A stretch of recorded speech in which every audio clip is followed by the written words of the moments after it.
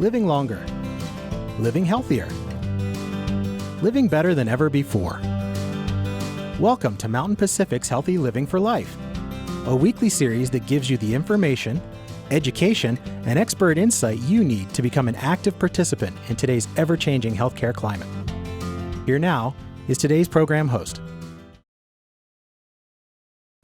From the whispering of the wind rattling fall leaves to the voices of loved ones who have since passed, distinct sounds are often ingrained in our minds forever. Hearing is one of our most important senses, and without it, our memories and daily living activities would be radically different.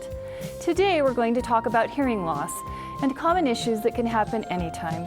Welcome to Healthy Living for Life, a show dedicated to helping you do just that. I'm Lisa Sather, your host. Stay tuned. Welcome back. Joining us today to talk about hearing loss and some common hearing issues is Dr. Hillary Carter of Comprehensive Hearing Services. Thanks for joining us, Dr. Carter. Thanks for having me. I'm glad to be here. Yes, excellent. So let's first start our discussion today talking about some of the different types of hearing loss that can occur as we age. And I read that presbycusis is one of the most common types. Can you talk a little bit about that? Sure. Presbycusis is a natural aging process of hearing loss. So as we get older, we have little hair cells in our inner ears, and those begin to die off or are just not working as well as they did at one point in time. Those help send the sound up to our brain to understand what's being said. So as those die off, our brain is not quite able to fill in those gaps or understand as much as it did at one point in time. So it's kind of a lack of clarity is what people tend to notice. Okay. So talk about ear infections. So can an ear infection tend to cause hearing loss? They can, and actually, interestingly enough, ear infections do tend to affect older adults as well as children. An ear infection is when there's fluid buildup on the other side of the eardrum, so in the middle portion of the ear. And when that fluid is there, the sound is reduced and not sounding as good, and it can be a sudden change. And speaking of sudden changes, anytime there is a sudden change of hearing, and especially if it's in one ear, you absolutely want to get that checked out. There can be some permanent damage that can occur, and there can be a window of time where we need to have some treatment taken place. So any sudden changes of hearing is absolutely something that needs to be checked. Okay, good. You know, that reminds me also of a condition called swimmer's ear. Can you talk a little bit about what that is and Sure. hearing loss potentially? Swimmer's ear is something is actually affecting the other side of the eardrum. So that's the outer portion of the ear where we can actually see problems. And it's generally like a yeast or a fungal infection that occurs in that outer portion of the ear to too much moisture. And again, is a treatable condition as well. And typically has quite a bit of pain with it. So of course, if there's pain there, you want to talk to your physician about that. So how about this feeling of your ear feeling full? Can you elaborate a little bit about that and what causes that? So it could be from fluid, it could be a variety of things that could give you that fullness feeling. It is definitely something to have evaluated because there are a variety of conditions that can cause ear fullness or pressure feeling. Sometimes it can be a eustachian tube, sometimes it's that outer ear, sometimes the middle ear, but it is something that an evaluation would be necessary to kind of figure out exactly what's causing that fullness in the ears. What about wax buildup? You know, some folks talk about that, and can that cause issues? Absolutely. Of course, we always hope when we're having a hearing problem that maybe it is a wax problem because it's very easily treatable, and we can do miraculous things by removing that wax and helping the hearing. But yes, it can, and that's something, again, easily seen and treatable as well. Okay. Now talk about tinnitus. What is this and what causes it and what are its characteristics? So tinnitus is really any sound that does not originate from outside of us. So it can be a ringing, it can be a buzzing. Some people experience a cricket sound or music sound. There's actually a variety of noises that people will notice. Typically it does come with hearing loss. So a lot of people that have hearing loss have tinnitus. Sometimes people think that tinnitus is causing the hearing loss. It's actually the other way around. But it is a condition that can indicate sometimes some other problems as well, but typically is a sign of hearing loss. Okay. So are there any other types of hearing loss that people might want to learn about? I think one other important one to talk about is probably noise-induced hearing loss. And that's from excessive noise exposure over the years. Noise-induced hearing loss is from a cumulative effect. So the more noise you're exposed to, the more hearing loss you could potentially have. It does occur right away though too. It's not something that if you had a lot of noise exposure when you're 20, it's not necessarily causing your hearing loss when you're 60. It can have an effect, but that hearing loss is actually pretty sudden or soon after that noise exposure when it occurs.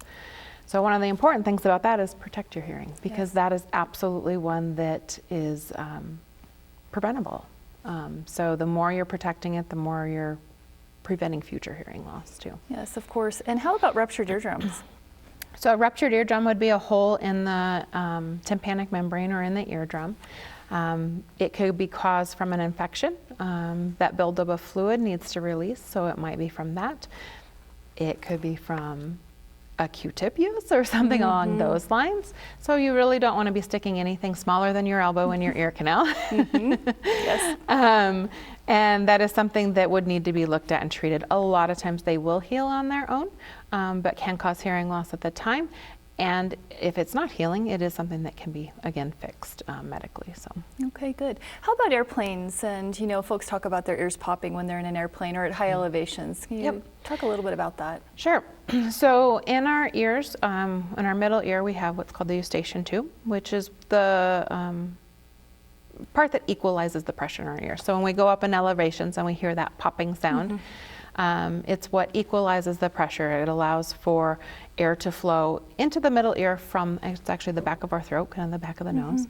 If that's plugged up or the pressure changes too quickly, then you'll definitely get more of that big popping sound from that pressure change. Okay, and maybe just in a couple of sentences, what's kind of the best way to pop your ears, you know, in an airplane or in a situation like that? I think the best thing is definitely kind of opening and moving your jaw.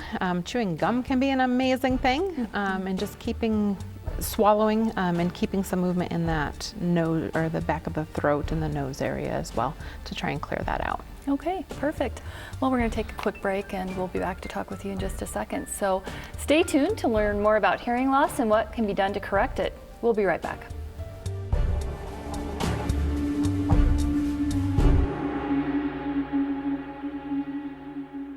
Welcome back. We're continuing our discussion with Dr. Hillary Carter about hearing loss. So we've heard about the different kinds of hearing loss. Let's continue talking about what can cause hearing loss and some preventive measures people can take. I'd like to hear a little bit about decibel levels and why that's so important and how our viewers can understand how that can be harmful to their hearing. Sure. So decibel is just a measurement of sound. And it is something to give you an idea. Like 30 decibels is kind of soft speech and somebody talking softly. Okay. 60 decibels is more of an average conversational level, so about what we're talking at currently. And then when we get up to like 90 decibels, that gets to be an area of concern, and it can be like a train sound, and very loud, and guns are up to like 120, 140 decibels. So the interesting thing about decibels is that it's what's called a logarithmic scale. So for each little increment we increase in sound, there's an exponentially more possibility of damage to the ears. Okay. Anything over 85, which typically 85 decibels, you can think of if you're needing to raise your voice, to be heard, you're probably at that 85 decibel or more volume, and you really want to watch how much time you're spending in there, because the more time you're there or the louder that sound, the quick one, the more likely some damage could occur. Okay. So can hearing loss occur the result of a one-time event, or is it typically something that takes a period of time for it to happen? It can be both. Okay. So a one-time event could technically be a shotgun blast. Could be loud enough sometimes to cause an immediate decrease in the hearing, or it could be extended periods of time like factory work or farm work or something where you're exposed to maybe a lower level but at a consistent long-term basis. Okay. So it can be either one of those can cause hearing loss. And unfortunately those one-time events, you never quite know when they're going to be. Yes. You know, the gunshot's not as a common one, but I have definitely encountered that and seen that. It's typically maybe more of your explosions or really, really intense ones that typically are going to cause that sudden one-time event type of a thing. Okay, that's good information. So earbuds or earphones come to mind. Are there any issues with either of those? There absolutely can be. The biggest thing is users. So it's how loud you're turning up the volume in those earbuds. Earbuds and headphones are safe to use as long as you're using them at a normal level. One kind of key to kind of give you an idea if you're turning it up too loud, one, there are limiters on a lot of things you can download. So if you're using a phone or an iPod or something along those lines, you can actually download a limiter so you can't turn it up too loud. But then also, if others are hearing the sound coming from outside of the earbuds, that is kind of an indicator that might be a little bit too loud, and you should definitely consider turning them down. Good advice. So how about events like concerts or sporting events, and how do those rank in noise levels? So those can definitely get quite loud. Typically, they can be anywhere from 100 to 110 decibels. Oh, wow. I know one of the football stadiums has ranked as the highest decibel reading. I want to say it's the Seattle Stadium, but I'm not 100% positive on that. But I want to say it's like 115 decibels that they've gotten their crowd into. So, and some of it will come and go. Stadiums, you know, if the team's winning, they're going to get a little bit louder. Yes, absolutely. The concerts are going to be a little bit more consistent. Okay. So again, it's how long you're there too. But ideally, hearing protection being worn there sometimes can actually make the experience even more enjoyable. Because you're able to hear actually some of the music a little bit more, or hear what you're wanting to hear with blocking out some of the more bothersome sounds. Excellent. So you mentioned shooting a little bit ago, you know, gun sounds and gunshots. And so for those of us who engage in shooting and in using guns, what kind of recommendations do you have for that for hearing protection, and, you know, any types specifically that should be used? So there's a variety of hearing protection that can be used. The most effective is the one you're going to wear. So there are earmuffs that just go over the ears, and those can of course be worn. I know some individuals that shoot guns pretty regularly find those a little more challenging because they can knock them off as they're shooting their gun. So then you could do either the foam pieces, there are some custom options available. Really the most effective hearing protection is the one you're going to wear. Yeah, absolutely. So that's the biggest key. And ideally, anytime you shoot a gun, you really should be wearing hearing protection. Of course, the Montanans that love to shoot and hunt, and understanding hearing for hunting purposes, there are some filtered earplugs that are awesome. But ideally, if you're even shooting, when you're doing your target practicing, make sure you're having your hearing protection in. The more you're protecting it, the better. Part of your routine. Yep. So what about operating heavy equipment or power tools? Can that damage your hearing? Absolutely. And again, it's the amount of time that you're using them typically and what you're using, because some are a little bit quieter than others, but hearing protection is definitely something that would be important to wear. And if it's something where you're in a shop or type of environment where you're switching equipment, sometimes having just that head hearing protection right near whatever equipment is louder, so you can put it on, take it off when you're done, can be a very effective measure of making sure your hearing is protected when you're using those equipment. Okay, good. So talk about smoking, and can that impact your hearing? There's definitely some research on smoking having an impact on the hearing. There has been more links of smoking does affect cardiovascular and in the body. So the less blood flow you've got, the less blood the ear is getting, and the ear is definitely a place where it's going to be one of the first things to be sacrificed because it's not as important of a body function. So that lack of blood flow can definitely start to damage those hair cells and have an effect on our hearing ability. Okay, and maybe in a few seconds or so, talk about diabetes. That was interesting to me. Should folks with diabetes be a little bit more concerned about their hearing? Yeah, there's more and more research coming out. There has not been a direct link of diabetes causing hearing loss. However, there is a lot of people with diabetes that have hearing loss. So it's not necessarily a causative thing, but there is a high number of people with diabetes that are much more likely to have hearing loss. Okay, thank you. Stay tuned to learn all things about hearing aids. We'll be right back.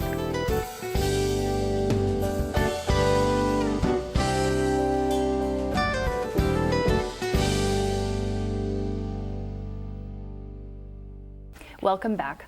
We're continuing our discussion with Dr. Hillary Carter, an audiologist. So there are lots of hearing devices or hearing aids out there. Where exactly does someone start? That is a great question. I will say it's very challenging to try and negotiate and figure this out completely on your own. It's definitely best to let a professional help you. Anymore, there are a lot of devices that can accomplish some of the same things, but it's still, there's different little pieces of the devices, there features of the devices that can be more particular for certain individuals than others. Okay. And I think having a professional help you navigate that and figure out what's best for you is the best approach in that. So a hearing professional would examine you before they even determine, or before anyone could determine what exactly the right device for you would be. Correct. Yes, your hearing loss and your lifestyle are going to have a bearing as to what's going to be most appropriate for you. So somebody with the same hearing loss may not be recommended the same device depending on what their lifestyle is and what their needs are. Everybody's needs are a bit different. Everybody's budgets are a bit different. Mm-hmm. So it's important to really have an open conversation with the person you're working with and feel comfortable in that conversation, because that's how you're going to get the best for you of what you're needing and the best treatment option. So how does lifestyle weigh into that? Talk a little bit about that. Yeah, so lifestyle is going to come into play a little bit of really into the bearing of the cost as well. But somebody that is more at home, just needing to hear the TV and needing to hear their wife or spouse at home and not doing a lot of activities may not need the same device as somebody that's in and out of meetings all the time and in social environments frequently and needing to hear in those different environments. So those people would have different devices to really meet their needs most appropriately. Okay. So can you tell us a little bit about the different devices, how they, just generally how they might differ, how they look, how they work? So anymore, the devices, there's a big range of devices. And I will say the looks of them have gotten so discreet and so small that most people are not noticing them nearly as much as you used to be able to notice them. There are behind the ear type of devices where the whole unit is going to go behind the ear with a thin wire or tube going down into the ear canal, or you could have the entire device in the ear canal, and some of them can go quite deeply into the ear canal as well, so they're really quite invisible. And then of course there's all kinds of in between. There are still some of the older styles available if somebody is just really comfortable with what they've had, but anymore there's a wide variety of styles that might be appropriate. The style can have a big bearing on the sound quality and what you're noticing as far as the sound goes too. So the hearing loss can help in a little bit of knowing what type of device would be most appropriate for that particular hearing loss in individual. And technology comes into play too. I mean, iPhones, and how they interface with that. Can you talk about that? That was unique. I had not heard about that. Yeah, so anymore with iPhones, we can have a direct connection to the hearing aids. So the hearing aids become a headset for the iPhone. So your phone calls come through both hearing aids and stream through so you can hear them very clearly and directly. Even better than sometimes people without hearing loss. Oh, wow. And then in addition to that, there can be an app that you can actually make some adjustments to it. So it could be extremely simple of just a volume control. It could be more detailed, depending on what you're needing and wanting. Some people are overwhelmed with some of those thoughts and ideas, and some people love them. And that's where definitely it's good to talk with somebody to figure out where do you fall on that and what are your needs for that.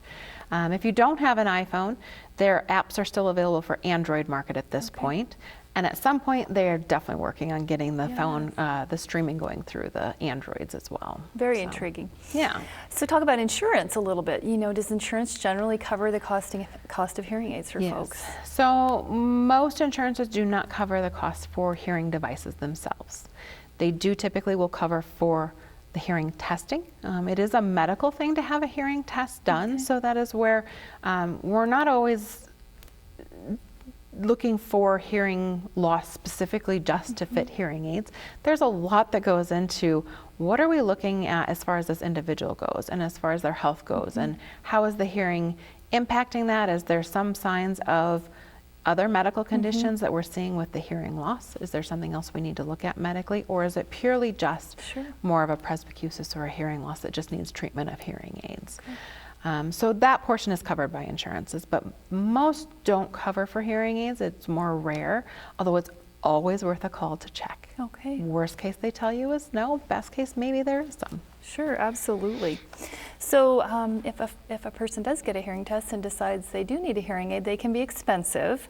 So are there any financial assistance programs or anything that can help with folks to obtain a hearing aid? Yes, and it's a great conversation to have with that professional because they are going to be aware of what may meet your needs better. So being open and honest with that is very helpful. There are financing options, so you can have extended payments, some with interest and some without. In addition, there are some organizations that are available to help out. So the Lions Club is one that sometimes will help out. There's a Starkey Hearing Foundation, which is a hearing aid company. There's different criteria that need to be met, but again, that's where talking with a professional can really help and figure out what would be most appropriate for your needs and what avenue to kind of look at. Wonderful. So in your experience, all the folks that you've gotten to see and help, has it really affected their activities of daily living? Have you noticed that with folks that have been able to get a hearing aid working for them? Yeah, absolutely. I think one of the most common things I hear from people is how much they are more involved in their life and how much they're maintaining that level of involvement that they want to maintain, which is wonderful. You never want somebody pulling away and not doing the activities that they want to be doing because they're not hearing as well. The other thing that's common for people to say is it's so much easier than they thought it was going to be, and it's not as, I'm going to say, obtrusive. Yes. People always are concerned. It's like others are going to know I have a hearing aid, and they're very turned off by it. They said the invisibility of them and the ease of them is a lot less than people expect and think, and it becomes so much easier. And I think one of the biggest things also I've had people say is, you know what, I feel more relaxed because I'm hearing easier, and it's just a more enjoyable experience. Excellent. Thank you so much. Thanks for being here. Yeah, thank you. We want to thank you for tuning in this week and see you next week. In the meantime, stay fit, stay well, and stay healthy for life with Healthy Living for Life.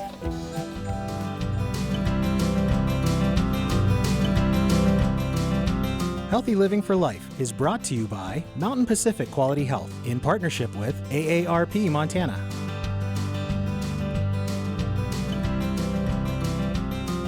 We'd love to hear from you. If you have suggestions for future programs, visit our website at mpqhf.org or call us at 406-443-4020. You can also catch us on YouTube by visiting our website and clicking on the Healthy Living for Life logo.